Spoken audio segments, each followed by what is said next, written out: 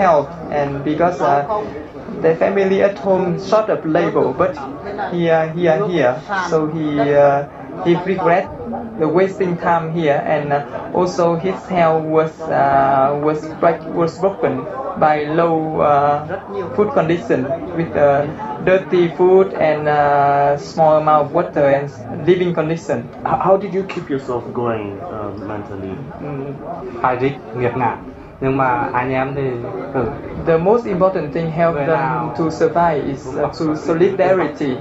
They help each other, and the pirates also make them to do something, but they try to protect their health by not doing everything. What thing they can do, they will do, and something they feel is not is global for health, they will not do. Incredibly traumatic for the people there, Tommy. Does it gives us definitely a window on the way they were held? Does it tell us anything about the security situation in Somalia, or, you know, particularly with the issue of hostage taking and piracy? Well, as you know, the state of security in Somalia is still,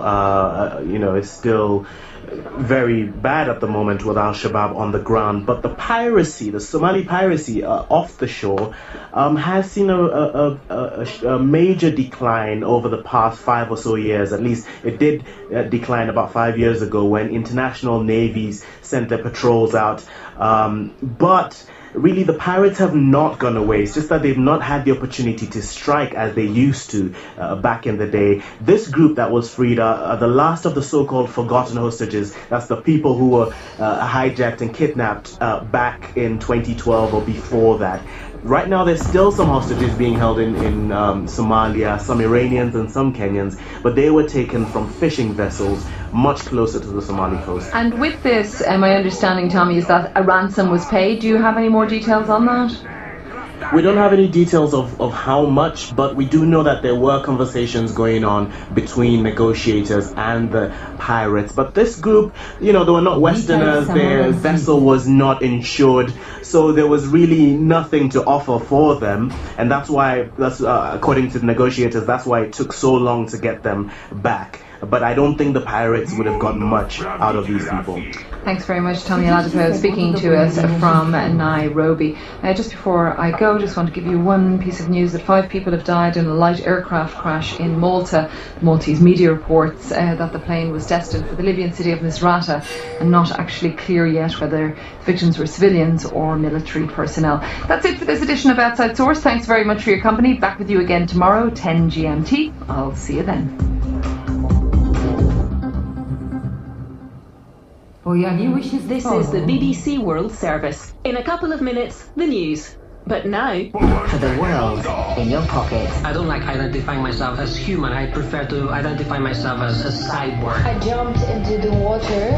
All the people are still panicked. She's gonna hang on, the harvest is golden. She's done it again. Download your favourite programmes or listen live. BBC iPlayer radio app. Download it now from selected app stores.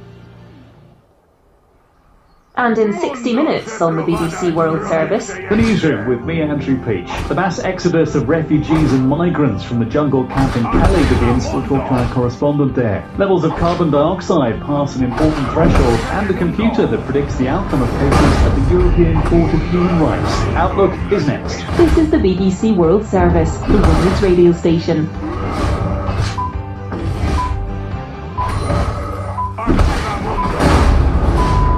Welcome to Outlook. Today, how the son of a Texan law enforcement officer turned against everything his father believed in. I had robbed $7 million. My father came to visit me while I was there. And he just asked me, he just said, "Son, did you do it?" And I said, "Yeah, I did." Then he said, "Well, you've got to go pay for it." And I knew that I had to. And by doing that, I knew I was going to walk into hell. By hell, he means the East Valley Wars, a notoriously violent prison. Tom chose to side with the prison bosses and was given the task of policing his fellow inmates. Every day, they wake up on the East End and think it's a good day to die. They'd stage fights. We'd go to break it up and they would turn on us. It had turned into a madhouse. A complete madhouse.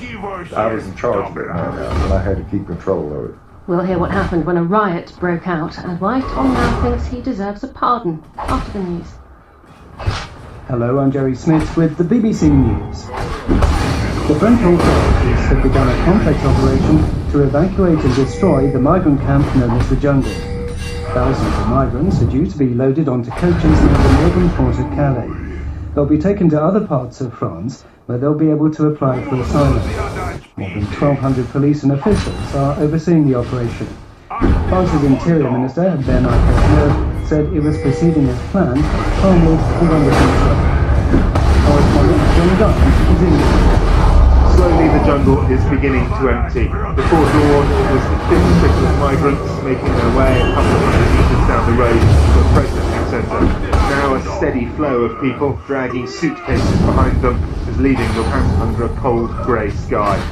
The high street here of ramshackle shops and cafes is quiet this morning. Repeated warnings that the camp will be cleared have had an effect, and there is a feeling that the camp is in its last few days.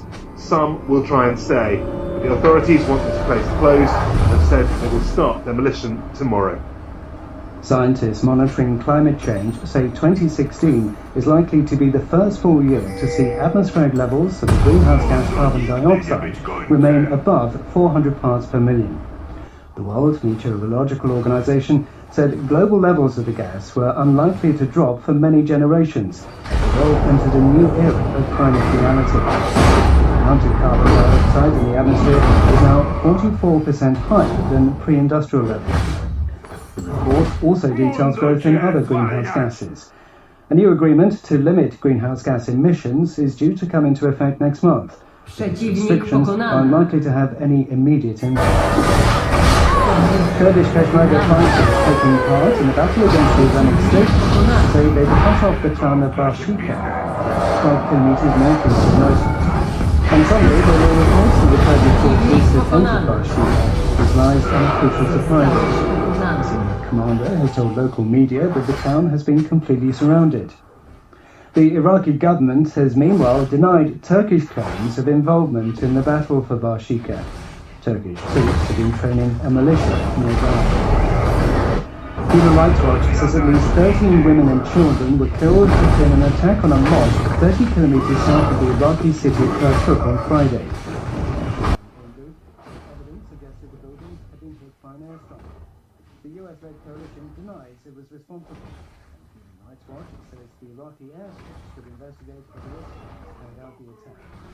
The group also said it couldn't rule out the possibility that the mosque was shelled from territory controlled by Islamic State militants 15 kilometers away. World news from the BBC. Police in southern Vietnam are searching for more than 200 drug addicts who broke out of a rehabilitation centre on Sunday night. 500 inmates are said to have escaped. The rehabilitation centre holds almost 1,500 people. Asia editor Catherine Davis has the details. Fire extinguishers and sticks were used to smash through concrete walls and windows and to break down doors. Security guards, overpowered, opened the compound's main gate and the escapees flooded onto nearby roads, according to local media. Alarmed local residents were urged to stay indoors and to lock their homes. There are an estimated 200,000 drug addicts in Vietnam. Compulsory rehabilitation programs combine education, communist ideology and physical labour and last up to 2 years. Rights groups have denounced the poor conditions at such facilities in the country, and mass breakouts occur periodically.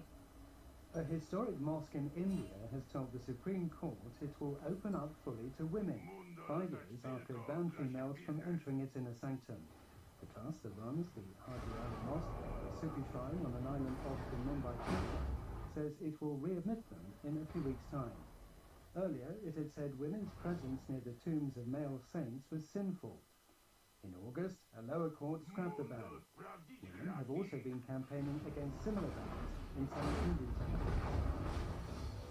One of the most prominent American activists against the Vietnam War, Tom Hayden, has died in California at the age of 76. He came to national attention after visiting North Vietnam during the conflict. On his return, he was denounced as a traitor. He was also one of the Chicago 7, prosecuted following anti-war protests at the 1968 Democratic Party convention. BBC News.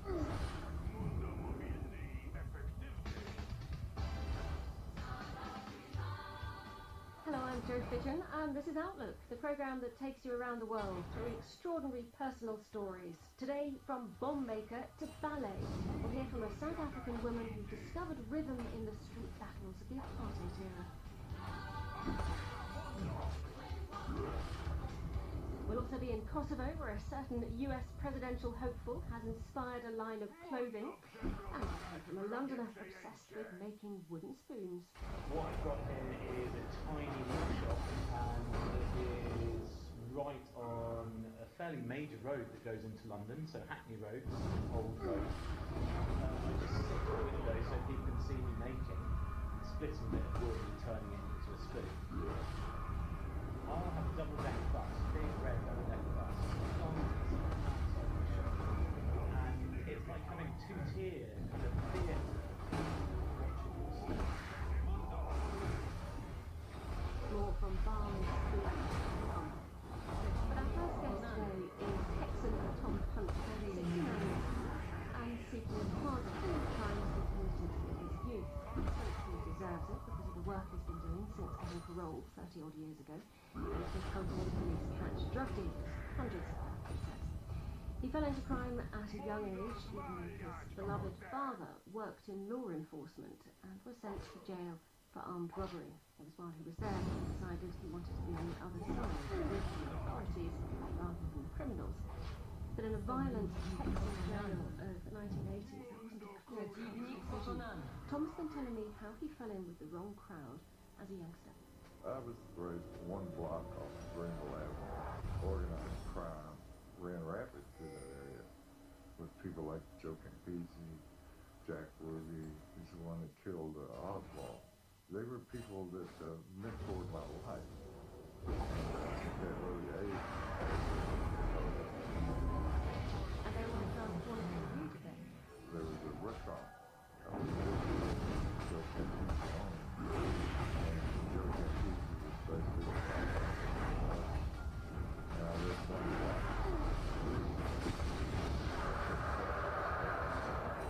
Where was your dad at this time then, if these were your influences? My dad worked.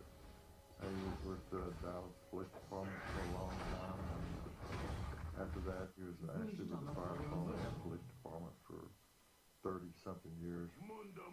He's a great influence in my life. He was one of the hardest working people I ever knew. I mean, he worked constantly. Right.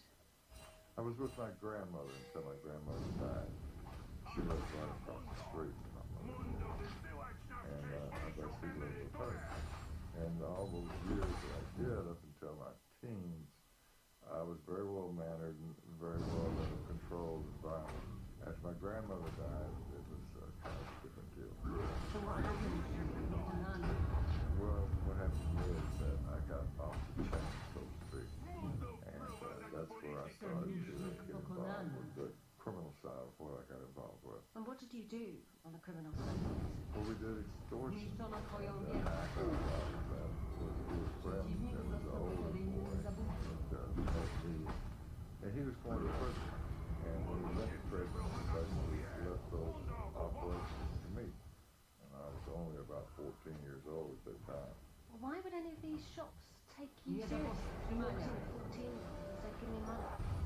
I was 6'3", 230 pounds. I didn't look 14 years old, believe me. And at that time, it was something that was just passed down.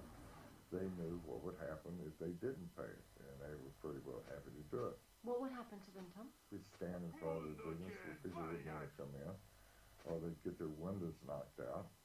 I mean, it was just it was a practice that had gone on for years.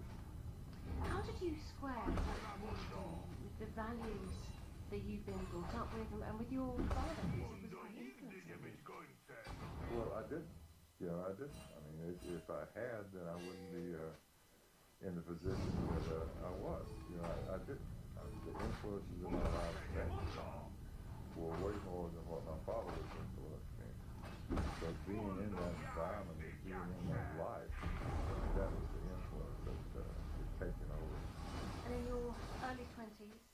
convicted of 2 counts of armed robbery. You were sentenced to 50 years for each of those convictions. In the end, they were to run concurrent, but initially they were 100-year sentence. How did you take that news as a young man? I had robbed 17 things. You know, I mean, I had gotten so deep involved in that life that everything in my life revolved around that. And I was in a jail which was called Teen Prison. Soon. And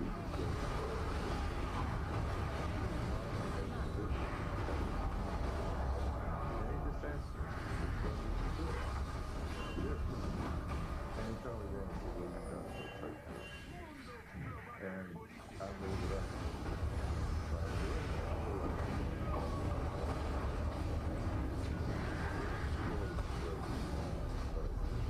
And I knew that's where I was going. But I didn't know I knew I had to change, but there was only one place that I was going to be able to change. And this is East Ham Unit Prison in Texas. Mm-hmm. That's correct. Well, how do you change in a prison situation? The work was brutal. Men died in their field from the work. It was just brutal, absolutely brutal. What work were you doing? Field work, in cotton. You worked 16,000 acres in cotton. You either got hard or you died. But while I was there working in those fields for the first couple of years, the field major and the building major liked me. I had a, you might say, a good attitude. So they liked my personality. They liked it a lot. I'd fight. What do you mean you'd fight? I'd fight anybody that crossed my path. You know, that's just the way it was. And you had to do that. You didn't have a choice. If you didn't, then you had a lot more problems. But I did. I fought a lot. And the authorities liked you? Yeah, they respected me for it. It wasn't that I wouldn't pick fights. I didn't do that. I've never been a bully in my entire life. But you have to understand that the East Ham Unit is a world onto its own. The building major asked me what I wanted to do. And I said, well, you know, Major, I just want to survive. You know, I said, that's all. And he told me, he said, look, you can come to work for me and as a warden and make a man's decision and be a man, or you can be a knucklehead like the rest of these people on this unit. And when I did become a building major, 96% of the people of East Ham went there because of disciplinary problems or unit. In other words, East Ham was the dead end. So this man who was the building major,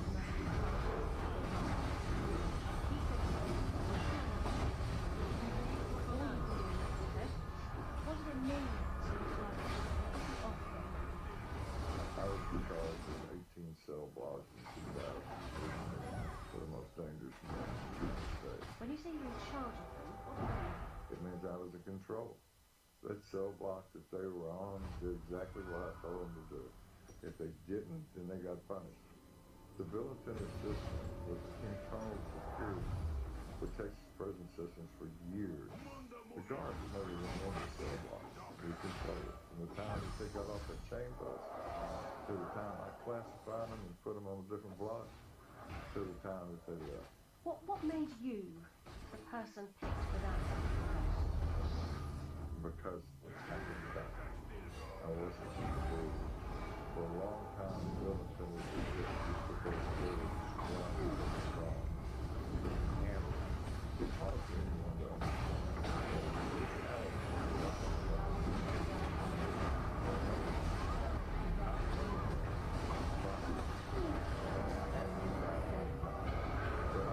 I would listen to it.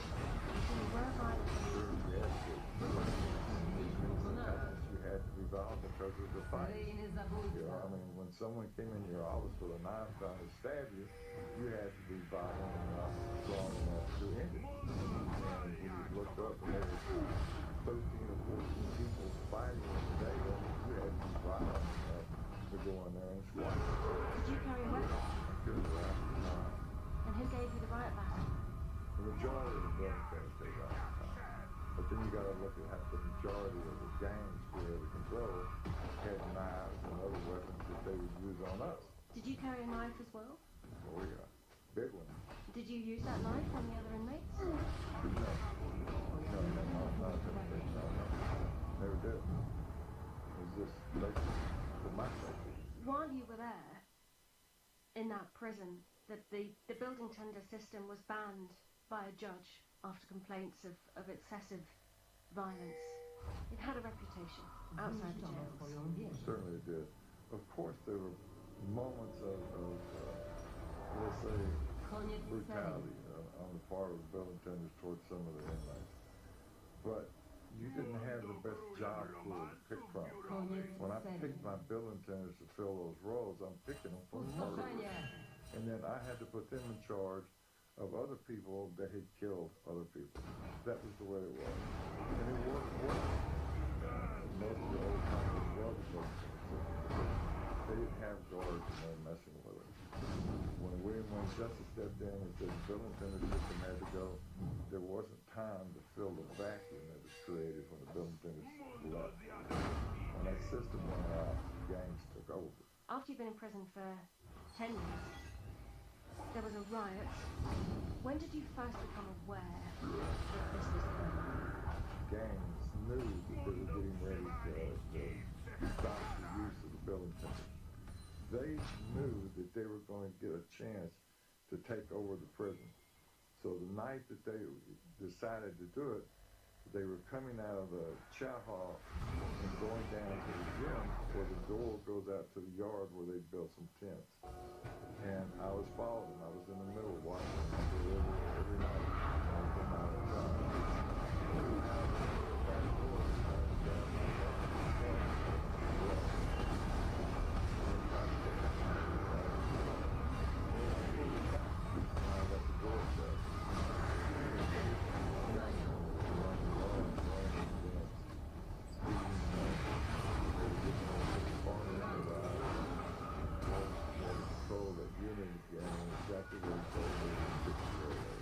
How did you do that? Just fight. When we went out on the yard to patrol them, I got stabbed twice. A lot of my people got hurt. How badly injured were you? Pretty good. Broke my rib, not too good. Did you injure other people in that situation? Oh, of course. You had to. They're trying to kill me. Of course. Did I hurt them? I beat the hell out of them. There's the only thing you could do. They were trying to kill us. You know, I mean, let's be real about it. Did you think you were going to die there? Every day you wake up on that East End and think it's a good day to die.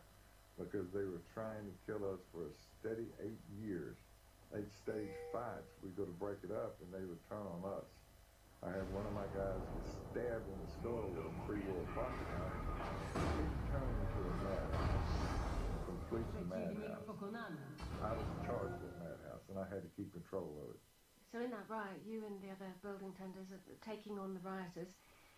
How did you get them back into their cells? Once we got the 250 men off the yard, we put them in the gym and they were contained there. Now, throughout the unit, which was half a mile long, with cell blocks on each side, they had decided that they weren't going to go back into their cells, that they were going to riot again. They thought the same thing the ones on the yard did, that the warden wouldn't let the building tenders loose on them. So we went from cell block to cell block. And I literally had blood from the top of my head and down my feet. And it was all over the floor. And we had to force them back into the cell blocks because they'd already stabbed 2 or 3 people on each one.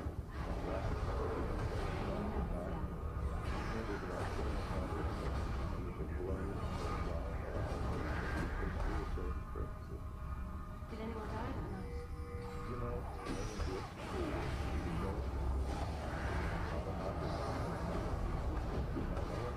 not that much.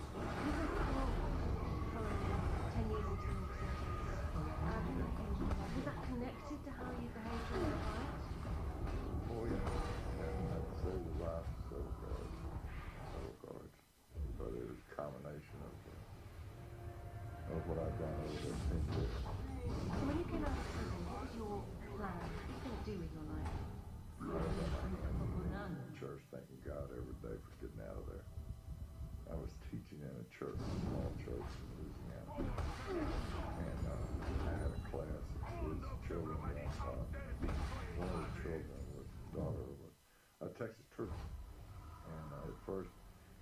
like the idea of an ex-convict teaching his children, whatever one in the church, back then.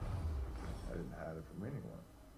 And when I met the trooper, I had a child get in some trouble with narcotics. And so what was the conversation between you and the trooper? I didn't know what to do. We had several conversations, just trying to figure out how you could help someone like that. And he told me, he suggested, I'm your background, you work for law enforcement. And all my family had been in law enforcement. So you get back and bottom line, I hated drug dealers. I hated them with a passion. Because if you realize someone wasn't police, you introduced me to narcotics.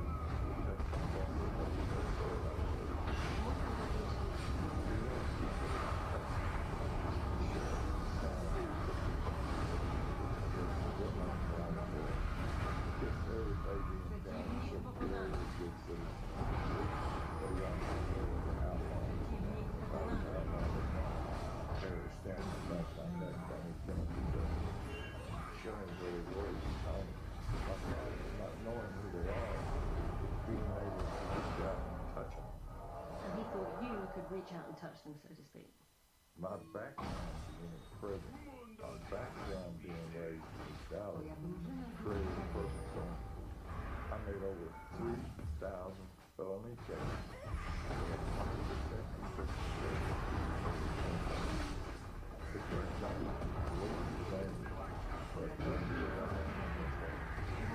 Personal reasons for drug dealers. Your son died of an overdose. Yeah, my son did die. Yeah, died from an overdose in a park. How old was he when that happened?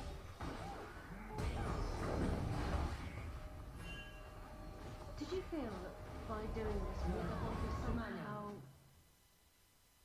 getting closer to your father, who'd been in the Navy for so many years? Oh yes, it was a way for me to make my mistake after making a mistake when I was a kid. And by doing what I did in the manner that I did it, I became a legend with law enforcement. And of course my dad was proud of that. You have asked for a pardon for your crimes. Why is that important to you? Well, you know, what I've done is something I'm very proud of. The law enforcement officers that I worked with, that alone, to me, is very satisfying. I couldn't have asked for more. As far as the pardon, it's just something that I never asked for anything in all the years that I did this, ever. Just everything is back. But it would just be it would be fine, and it would be very proper. Tom Huntley. You're listening to Outlook on the BBC World Service. Any comments, do drop us a line, outlook@bbc.com, or post on our Facebook page, search for BBC Outlook. Now let's go to the Balkans to talk about the waters of one of the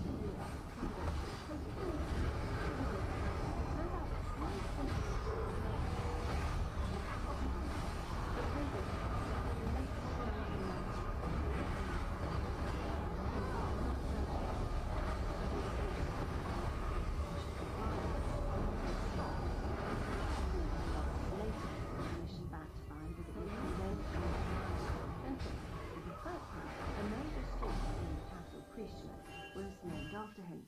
When the BBC's Guy Delorme went there, he discovered that Hillary Clinton has found too.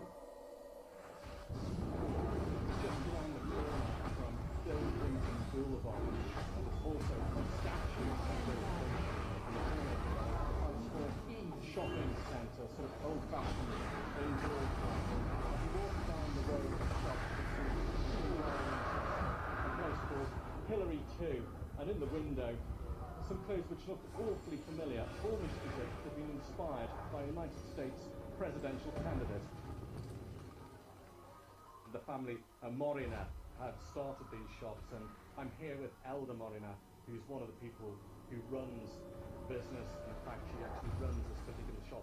Elda, just tell us first of all why these shops are named after Hillary. Why? Because of the important things that the Clinton family do. Because a lot of people don't know what we suffered. In 1999, when Joe and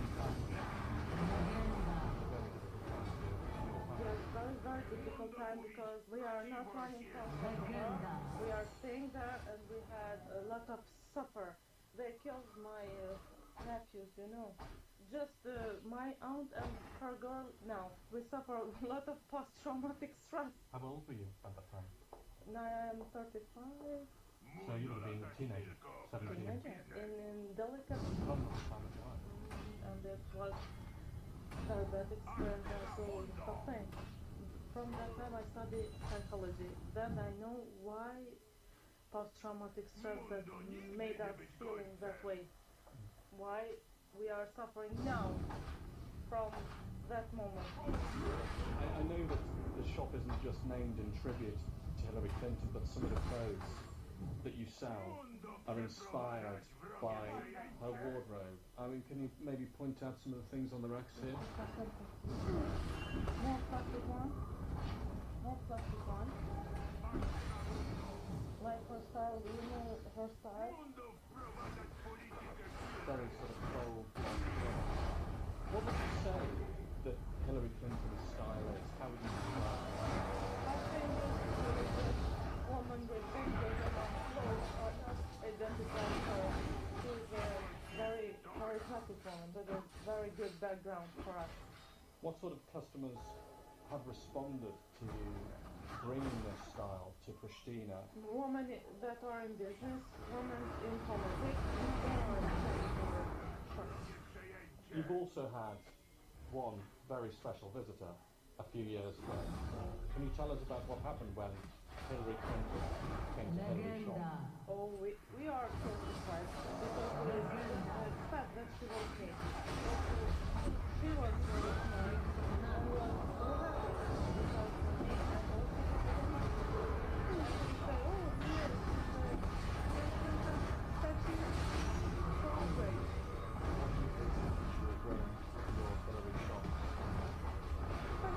If she went, it's better also for us. It's better, and we are international, I know, like boutique. You get a lot of visitors, not just journalists, but tourists as well. Because they're so surprising. Oh, Hillary, no, he's Clinton. And most of us admire the Clinton. That's why. Elder Moreno was speaking to the BBC and in the interests of balance, if any of you have come across any Donald Trump shops in unusual spots. This is the BBC World Service. Before the news, a life changing moment. I've just found a lamppost or something, then I tell you, I would have absolutely walked into it.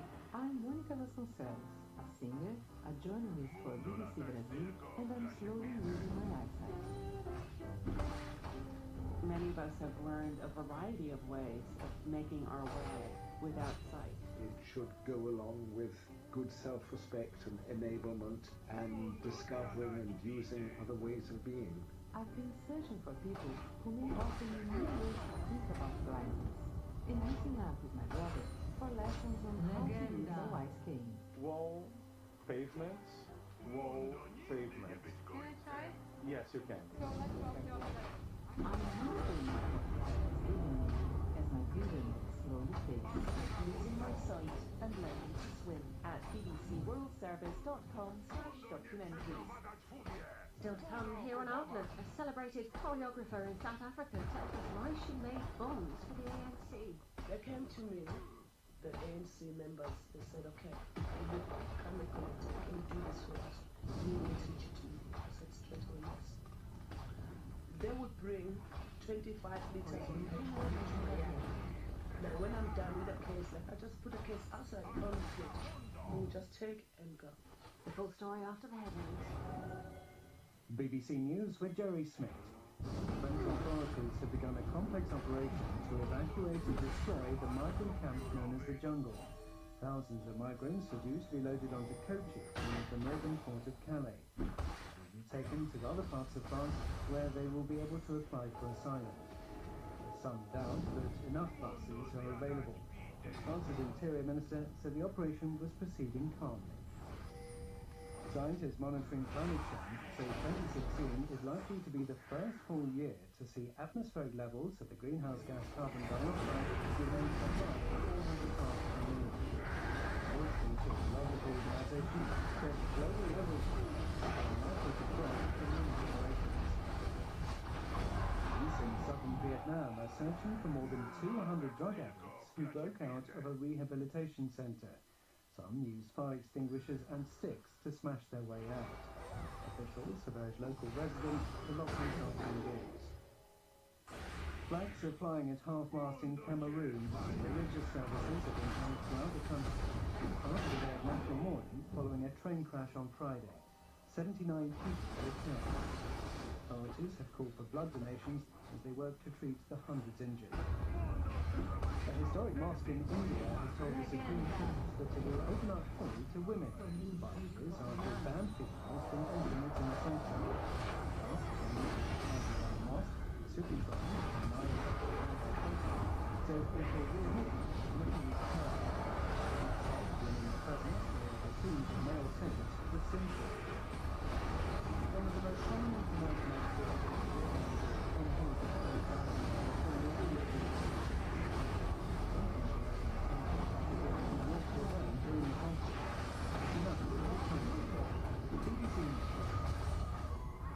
Hello, I'm Phil Kitchen.